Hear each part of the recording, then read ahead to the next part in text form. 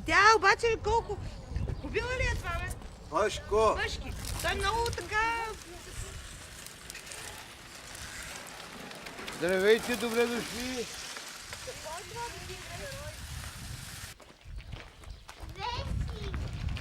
Айде, Ива! Айде! Хайде! Жиля! Бургас е един изключително толерантен град. Той е възникнал като пазарен търговски център между българи, евреи, арменци, турци, роми. Аз самата съм израснала и съм учила в арменска махала и в арменско училище. И още от тогава съм възпитана с добро отношение към всички, които са различни. When we decided to participate in Project Mistra, we do that because of two main reasons. First one, that yes, these minority groups live in Bulgaria from century, but still have some difficulties in communication with them. I mean that there are still some negative or hostile attitudes toward people from minority. There are some prejudices toward them, and because of that, we are thinking about how to improve communication between officers from administration or teachers from school, how to work more effectively without prejudice with people from minorities.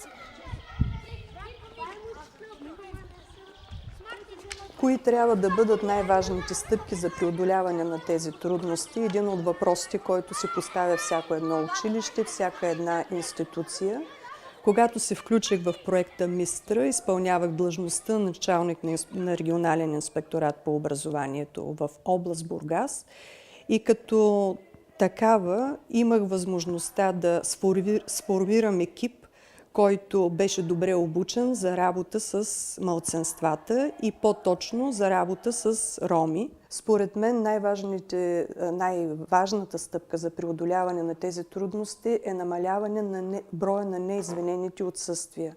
Тоест, ние трябва да направим всичко възможно да задържим децата в училище. Много добра практика в това отношение е въвеждането на целодневната организация на учебния процес. Тоест, от сутринта до обяд учениците да се обучават по задължителна програма, а след обед учениците с втори учител да се подготвят за следващия ден, а част от това време, което ще бъдат в училище, те имат правото на работа по интереси, центрове по интереси и най-често ромските групи обичат да се включват в музика, песни, танци, които са съпътстващи черти на техния етнос. В опита ми с деца от ромски происход датира повече от 20 години, може би 22-25 години. В момента като директор на училище аз мога на практика да правя много от нещата, които съм събрала, обмислила и на първо място съм разбрала за себе си, че най-важно в образователния и възпитателния процес на ромите е приближаването максимално до тяхната етническа същност и докосването до техния етнос. Моята връзка с родителите като възпитател е изключително силна. Още с идването ми в това училище установих изключително тесни връзки с семействата на моите ученици от ромски происход. Почти ежеседмично аз съм в ромската махала, сред техните къщи, сред техните семейства. Опитвам се да решавам и техни лични проблеми, не само свързани с ученика. Но освен това, най-голяма е ефективността на учебния процес и на училището като образователна институция, ако имаме на своя страна семейството. Там техните семейства са с лош социален опит, с лошо възпитание, с ниско образование. Затова една от основните ми задачи в момента е повишаване образователния ценз на родителите.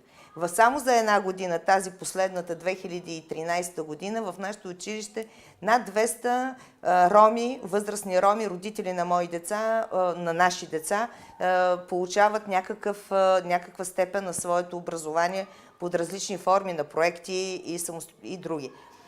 Освен това, основах така наречения родител на годината с което стимулирам морално родителите да се държат добре. Това е една награда, която давам всяка година на родител и по този начин поддържам. Имам родителски екип, родителски съвет, в който има много роми, с които работим заедно по различни въпроси на възпитанието и на образованието на децата и функционирането на училището като такава институция. Изключителен акцент се полага не само върху работата с самите ученици, но и работата с възрастните родители, с възрастните хора.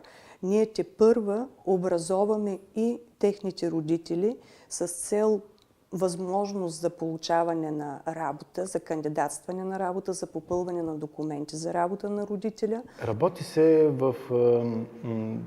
като че ли не в паралел в няколко аспекта, се работи по-отделно. Примерно само образование или отделно някога само за намаляване на безработицата, които ни дават огромен ефект. Това, което се желае от хората.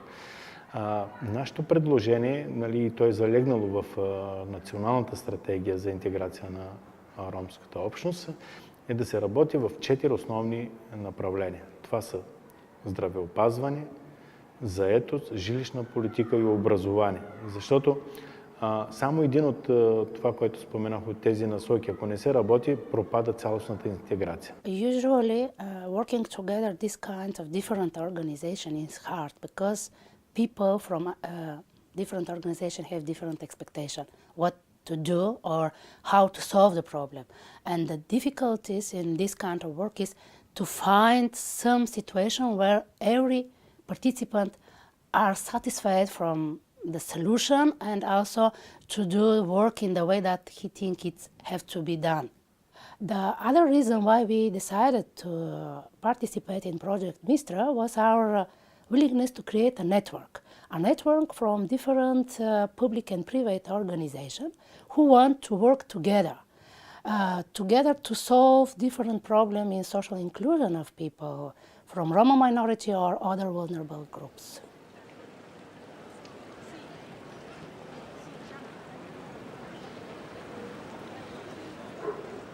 La pratica che si trasferisce da Bologna a Burgas è un forum, perché la principale esigenza della città di Burgas è quella di mettere insieme attorno a un tavolo i soggetti che noi in Italia definiamo di privato sociale con tutti quei soggetti pubblici che intervengono nello sviluppo del territorio. Quando si parla di sociale non si può non parlare di pubblico e di privato.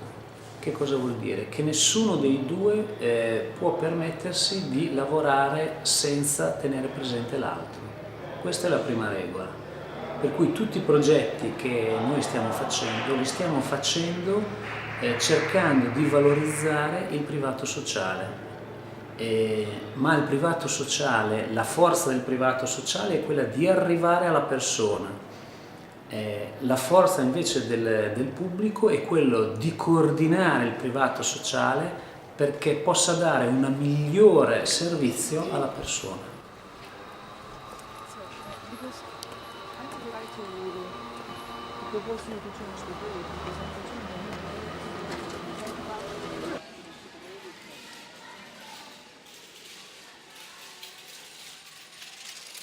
Questo luogo rappresenta una delle sintesi dove il pubblico si unisce con le ONG, il privato sociale. Per tanti anni in Italia si è lavorato sull'assistenza sociale e si è sbagliato. La nostra mission adesso è lavorare sull'autonomia sociale. A Bologna, sul territorio bolognese, le più forti e più estreme forme di discriminazione non sono molto visibili perché sono dentro il mondo del lavoro. Invitiamo la persona, il segnalante, chi ci fa la segnalazione, e la prima azione che facciamo è ascolto, cioè ascoltiamo la persona che viene a segnalarci la presunta o la discriminazione.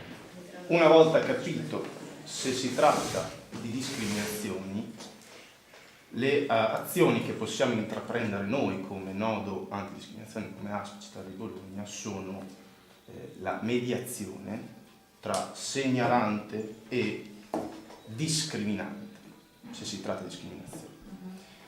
Mediazione, eventuale lettera o telefonata di pressione al discriminatore o chi ha discriminato, e terzo, una consulenza, solo consulenza legale. I think that people in Bologna, in Burgas, are different. Of course, they live different lives.